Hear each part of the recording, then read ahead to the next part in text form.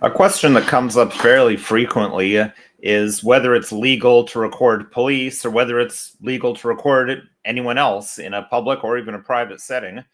We've covered this previously on Don't Talk TV, specifically in episode 17, but I think it's worth having another look at, especially given the passage of time. So that's exactly what we'll do on today's episode of Don't Talk TV.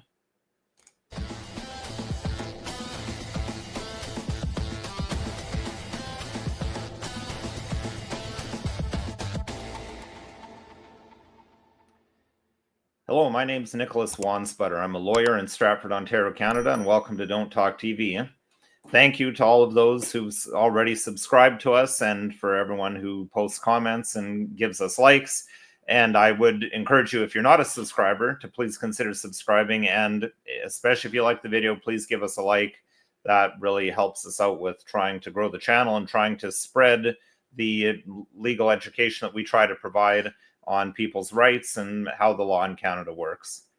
So that said, as I mentioned in the preamble, we are going to have another look at the concept of one-party consent and how that factors into the legality of filming police or filming anyone in public or private settings. But before we get into that, just a quick word from my volunteer PR guy, Richard. Are you looking to increase your target market audience? Reach and/or engage with current or potential clients on social media? Or are you simply looking to rebrand or revamp a current or up-and-coming company or business? Well, look no further than Ram Design Group, Inc., your public relations insurance plan for your next company event, new product launch, or marketing campaign overhaul. Ram Design Group, Inc. specializes in marketing, event planning, product launches, communications, social media management, crisis management, copywriting, and much, much more. Please visit ramdesigngroupinc.ca for more information or email us at rmitchell@ramdesigngroupinc.ca and book your company's future success today.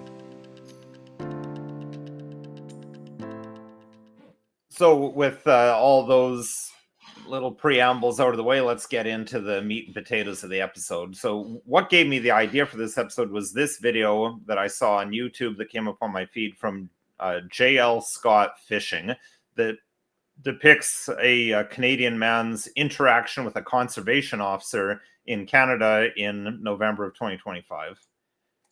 How you doing? Oh, not too much. Just cleaning up and enjoying some peace and quiet. Oh yeah. What's going on today? What's it look like? Hanging out. Right on. So you recording? Obviously, yeah. Yeah. Did you ask my consent for that? Do you need it in Canada? I'm asking a question. I didn't. Should you?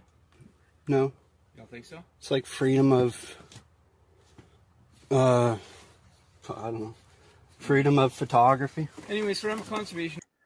So you note the officer asks, do you have my consent for that? And then he asks, do I need it? And he says, I'm asking the questions. Very typical police tactic when they don't want to answer a question, but they want you to answer questions and trying to take command of the situation. Now, the answer of Mr. Scott, I assume that's his real name, but that's the name of his channel anyway, is essentially, well, freedom of photography. There's actually no specific freedom of photography in the Charter of Rights and Freedoms. There's no specific freedom for filming or recording other individuals. The way the law generally works is there's a question of whether there's a reasonable expectation of privacy and whether you're interfering with that by recording something. So that's the reason why there's voyeurism laws that makes it a specific crime to secretly record another individual when you're not there, and it's in a circumstance where there is a reasonable expectation of privacy. Now, I think the point to remember is that unless there's a specific law prohibiting something, then you're allowed to do it. So voyeurism is a specific example of where you're not allowed to record.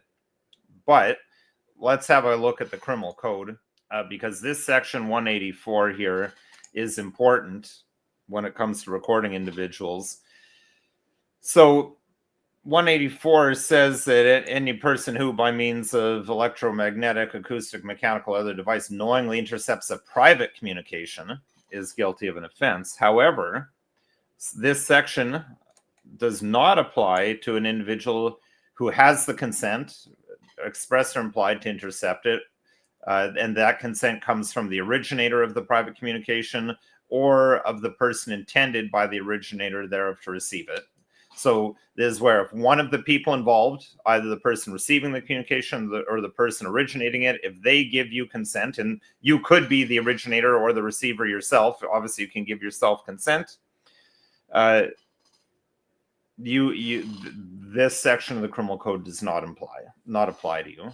Now, you can look at episode 17 for a little bit more detailed explanation of that, but I mean, that's the basics of it right there.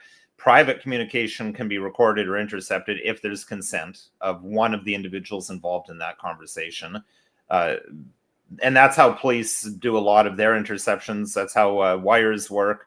Now, that's private communications. This is a public conversation that we saw here with the conservation officer. And in circumstances where most police services today record it themselves with body cameras. That's why body-worn cameras are not just legal, but they're an invaluable tool. I'm all in favor of them because those are settings, public settings, where there is no reasonable expectation of privacy. So that conservation officer getting all butthurt about being recorded in circumstances where if he had a body camera, he'd be required to record it.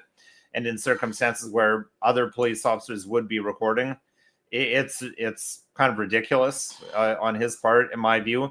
But regardless of whether his reaction was appropriate or not, end of the day, it's completely legal. And as I said, go back to episode 17. There's a bit more information back then. That episode was recorded back in the good old days when I had a lot more time to plan out these sorts of episodes. And there's some discussion in the comments as well with some case law. That said, this episode itself is not legal advice. If you need legal advice, contact a lawyer. You can call another lawyer, or you can contact me. My contact information is listed below. But I stress the contact information going along the bottom of the screen right now is specific for legal questions, not Don't Talk TV related questions. That's if you want to retain me or get some legal advice, contact that address. If you're wanting to make a suggestion of a show topic or a request for a show topic or ask about something that you'd hope would be on Don't Talk TV, email us at don'ttalktv@protonmail.com. That's going along the bottom of the screen right now. That is the best way to reach us when it comes to Don't Talk TV, because different people monitor those different email addresses. And if you send Don't Talk TV related emails to my law firm, you most likely won't get a response. And as I said at the beginning, if you found this video at all interesting, helpful, or informative, please give us a like, please give us a share, and please consider subscribing and following us on social media.